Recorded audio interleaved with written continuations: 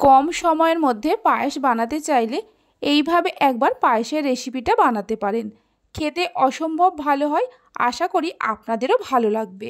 নমস্কার বন্ধুরা, রূপাস কিচেনে সবাইকে স্বাগতম। তাহলে চলুন রেসিপিটা দেখে নেওয়া যাক। শুরু থেকে শেষ পর্যন্ত দেখার জন্য আপনাদের কাছে অনুরোধ রইল। এখানে আমি 2 মুঠো গোবিন্দভোগ চাল নিয়ে একবার জল দিয়ে ধুয়ে নিয়েছি। ওজন হিসাবে 50 গ্রাম চাল আছে। একটা প্রেসার কুকারের মধ্যে চালগুলো দিয়ে দেব। চালগুলো দেওয়ার পর এর মধ্যে দিয়ে দেব 1 চামচ ঘি আর চায়ের কাপের 2 কাপ জল। খুব বেশি জল দেওয়ার প্রয়োজন নেই। প্রেসার কুকারের ঢাকনা আটকে একটা সিটি দিয়ে চালগুলোকে সেদ্ধ করে নেব। চালগুলো সেদ্ধ হতে থাক। অন্যদিকে গ্যাসের ওপর একটা কড়া বসিয়ে তার মধ্যে দিয়ে দেব একটা বড় কফি কাপে 4 কাপ জল। জল হালকা গরম হলে জলের মধ্যে দিয়ে দেব যে কাপ মেপে জল নিয়েছি ওই কাপেরই 2 কাপ গুঁড়ো দুধ। ওজন হিসাবে 400 গ্রাম গুঁড়ো দুধ আছে। পায়েসটা আমি শুধুমাত্র গুঁড়ো দুধ দিয়েই বানাচ্ছি। আপনারা চাইলে লিকুইড দুধ আর গুঁড়ো দুধ দুরকম মিশিয়েও বানাতে পারেন। গুঁড়ো দুধটা জলের সঙ্গে খুব ভালো করে মিশিয়ে নেব, কোনো রকমের দলা না থাকে। দুধটা জলের সঙ্গে মিশিয়ে নেওয়ার পর 3টে এলাচকে থেতো করে নিয়ে দিয়ে দেব। একটা তেজপাতাকে 2 টুকরো করে নিয়ে দিয়ে দেব। এখানে মিষ্টির জন্য আমি মিছরি ব্যবহার করছি। আপনারা চাইলে চিনি বা বাতাসা দিয়েও বানাতে পারেন। ওজন হিসাবে 200 গ্রাম মিছরি আছে। সব কিছুকে দুধের সঙ্গে মিশিয়ে নিয়ে গ্যাসের ফ্লেমটা হাইতে করে যতক্ষণ না মিছরিগুলো মেল্ট হয়ে যায় জাল দিতে থাকব। দুধটা জাল দেওয়ার সময় এইভাবে ক্রমাগত নাড়তে হবে।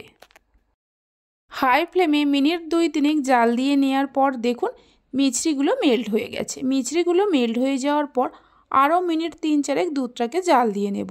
দুধটা এদিকে ঘন হতে থাক, ততক্ষণ ওইদিকে যে চালগুলো সেদ্ধ বসিয়েছিলাম দেখে নেব চালগুলো কেমন সেদ্ধ হয়েছে। একটা সিটি দিয়ে প্রেসার কুকারটা নামিয়ে রেখে ঠান্ডা হতে দিয়েছিলাম। দেখুন চালগুলো কেমন সেদ্ধ হয়েছে। চালগুলো কিন্তু পুরো সেদ্ধ হয়নি, হাফ সেদ্ধ হয়েছে। এবার যে দুধটা ঘন হতে বসিয়ে রেখেছিলাম তার মধ্যে এই চালগুলো দিয়ে দেব। এইভাবে একবার গুঁড়ো দুধ দিয়ে পায়েসের রেসিপিটা বাড়িতে বানিয়ে দেখতে পারেন। খেতে দুর্দান্ত হয়। আর বাড়িতে বানালে খেয়ে আপনাদের কেমন লাগলো অবশ্যই আমাকে কমেন্ট করে জানাবেন। হাফ সেদ্ধ করা চালগুলো দুধের মধ্যে দিয়ে ভালো করে মিশিয়ে নিয়ে কিছুক্ষণ জাল দিয়ে নেব। প্রায় 7-8 মিনিট জাল দিয়ে নেওয়ার পর দেখাচ্ছি, দেখুন দুধটাও আগের থেকে অনেকটা ঘন হয়ে গেছে আর চালগুলো পুরোপুরি সেদ্ধ হয়ে গেছে। এর থেকে আর বেশি ঘন পায়েসটা করব না, কারণ ঠান্ডা হয়ে যাওয়ার পর অনেকটাই ঘন হয়ে যাবে। সব শেষে কিছু ড্রাই ফ্রুটস দিয়ে দেব। এখানে আমি আমন্ড, পেস্তা, কাজু আর কিশমিশ নিয়েছি। আমন্ড আর পেস্তা বাদামগুলোকে ছোট ছোট করে কুচিয়ে নিয়েছি। আপনারা নিজেদের পছন্দ মতো ড্রাই ফ্রুটস দিতে পারেন, আবার চাইলে নাও দিতে পারেন। এই সময় গ্যাসের ফ্লেমটা বন্ধ করে দেব। ড্রাই ফ্রুটসগুলো দেওয়ার পর সামান্য নুন দিয়ে দেব। যে কোনো মিষ্টিতে নুন দিলে স্বাদটা দ্বিগুণ বেড়ে যায়। নুন আর ড্রাই ফ্রুটসগুলো পায়েসের সঙ্গে মিশিয়ে নিয়ে ঢাকা দিয়ে পায়েসটাকে ঠান্ডা হতে দেব। ঠান্ডা হয়ে যাওয়ার পর আপনাদের দেখাচ্ছি। পায়েস ঠান্ডা হয়ে গেছে। ঢাকা খুলে দেখাচ্ছি, দেখুন আগের থেকে কতটা ঘন হয়েছে।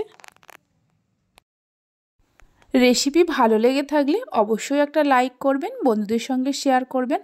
ভালো লাগলে চ্যানেলটি সাবস্ক্রাইব করে পাশে থাকা বেল আইকনটি প্রেস করবেন নতুন রেসিপির আপডেট সবার আগে পাওয়ার জন্য। এই পায়েসটা ফ্রিজে রেখে ঠান্ডা করে নিয়ে তারপর পরিবেশন করবেন। খেতে অসম্ভব ভালো লাগে। তাহলে চলুন ভিডিওটা আমি এখানেই শেষ করছি। আপনারা সবাই ভালো থাকবেন, সুস্থ থাকবেন। ধন্যবাদ।